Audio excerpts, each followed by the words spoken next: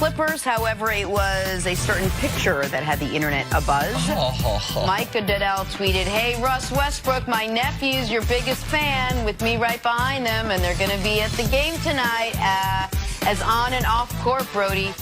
That's awesome. How spot on are these costumes? So it's twin boys, one dressed up as Russ during the game, one dressed up as Russ after the game. I love that. That's a good one. Oh, look at that one. I mean, they even got the outfit. The glasses, the chain. I like that. You can do fun costumes if you have twins.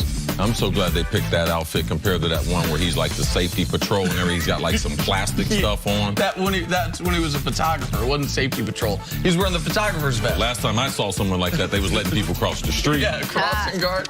Yes. Happy Halloween, everybody. Yeah. Except for Jenny's kids, who shouldn't tell it's Halloween. Not true. Time for stories brought to you by Stories you're not supposed to tell. the unexpected energy of ExxonMobil. From the unexpected Nick Wright. But listen, if we're all in that corner, we're all in that corner. Sticking with Russ Westbrook, who last night faced one of his arch nemesis, Patrick Beverley. Beverley dove for a loose ball, hit Westbrook in the knees. The two had Another to be separated. one of Nick's favorite players, those spicy mouth Beverly. Any guy that's got a little potty mouth, spicy mouth to him, a little fight in him, Nick, that's my guy. Sorry to interrupt you, Jenna. I do like Beverly. I understand Russ being really angry. Russell Westbrook had not missed a game of basketball since 7th grade until Patrick Beverly did something similar to him in the first game of the playoffs the year the Thunder were the 1 seed. Ended up hurting his knee. Russ had to have multiple surgeries. Now it happens again. I understand why Russ was fired up about this. Yeah, the other one, he cut in front of him right before he's going to call a timeout. Yep. Customary NBA players allow you to move. He made a dirty play, and Russ ended up getting injured. So that's the history behind that last night. Hey, Kyrie Irving had his best performance of the young season, 31 points on 16 shots, along with 5 rebounds and 5 assists. Celtics beat the Pistons 108-105. What'd you think of Kyrie's performance, Nick? This is the first time all year Kyrie's looked like Kyrie, literally and figuratively. Yes. He literally looked like him because he had a shave, got a haircut, looked better, and figuratively looked like him because he was playing really, really good basketball. If people think I was trying to pick on Kyrie, there was nothing to say. I mean, he'd been 2 for 14 in the game. He was 1 for 5 with 3 points in their most recent game prior.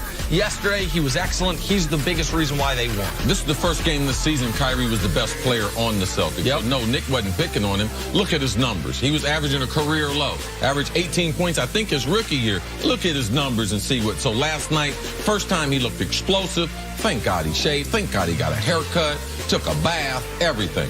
Good stuff, Kyrie. All right, moving on to a showdown of 2 great quarterbacks. Tom Brady taking on Aaron Rodgers in Foxborough Sunday night, facing off for just the 2nd time in their careers. Brady said, "Aaron Rodgers is inspiring, even for me." Did you make these comments, see? Well, I can understand normal people being inspired, but he's even inspiring for me.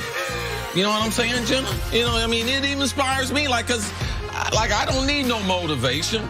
I don't need to be inspired. But even watching him play, normal people like you, Jenna, know you might be inspired, but even me, even me, it got me. It was a nice little humble brag by Tom Brady. But I am excited to see, for just the 2nd time ever, a matchup of these 2 quarterbacks. The most talented quarterback I've ever seen and the most accomplished quarterback anybody's ever seen playing each other on national television should be awesome. And now we know, because Brady has made comments about Peyton Manning, that these little matchups, they are extra special. Absolutely. All right, finally, the Rams are not resting on their laurels at 8-0. They traded for Dante Fowler from the Jags in exchange for a 3rd-round pick this year and a 5th-round pick next year.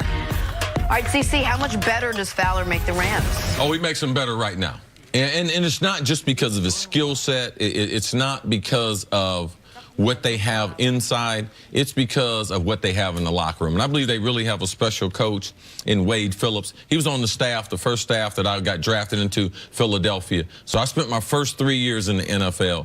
And there's some great coaches, but, man, he is right up there with them. And he never would be great as a head coach, but as a leader for a defense, teaching different defenses, being very, very aggressive, dealing with personalities. I mean, you're talking about millennials. It doesn't even matter. Baby boomers. Man, he has seen it all and has adapted. And it just seems like that we don't understand sometimes the connective tissue between coaches and the players. Belichick has it in a special way, and man, Wade has this in spades. And what he does for players to be able to resurrect their career and put them in a position to play winning football, that's what Dante Fowler is getting ready to experience. A guy who was not happy, a guy who has not performed up to his level. They're getting ready to put him outside. He is getting ready to rush the passer.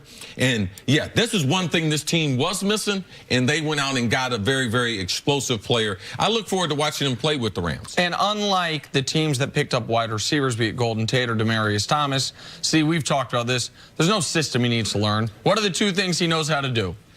Sit and sick him. Yeah, that's it. Bill Parcells. You pass rusher, got to sit and got to go get him. And listen, Dante Fowler, he has had an up and down NFL career. He tore his ACL in his first OTA rookie day ever after being a top 5 pick, so he misses his first year. He then has a good second year of play, third year in the league. Last year at 8 sacks, 2 forced fumbles. And then this offseason, he had the incident where the traffic, he's the guy who threw the guy's groceries into the lake. Remember that story? He got in an argument with it. So he has some off-the-field stuff, but the Rams aren't worried about that. The Rams, come on. You have an issue? And, This is the place for you. We want talent. We trust Wade Phillips to be able to get the most out of the talent. We trust our leadership from McVay and Wade Phillips to make sure these guys stay where they need to be while they're here in the facility, that the flamboyant or combustible personalities actually is an iron sharpens iron type of thing. And this was the one spot the Rams were weak.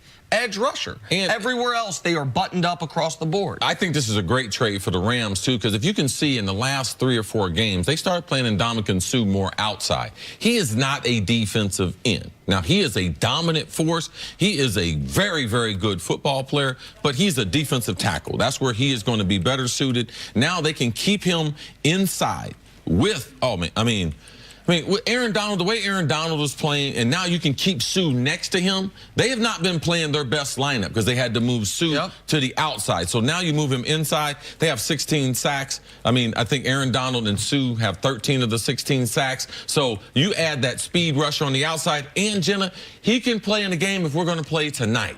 Because there's a few responsibilities as a defensive end, one being contained. If there's some type of stunt, he's very, very good at that. He's going to go inside. The tackle's going to come in outside on a TE stunt. So those are the only things he needs to know. So his ability to impact a game right now is so much more significant than an offensive player, especially a wide receiver. And this is something that's been a theme of this season, but we saw it again at the trade deadline.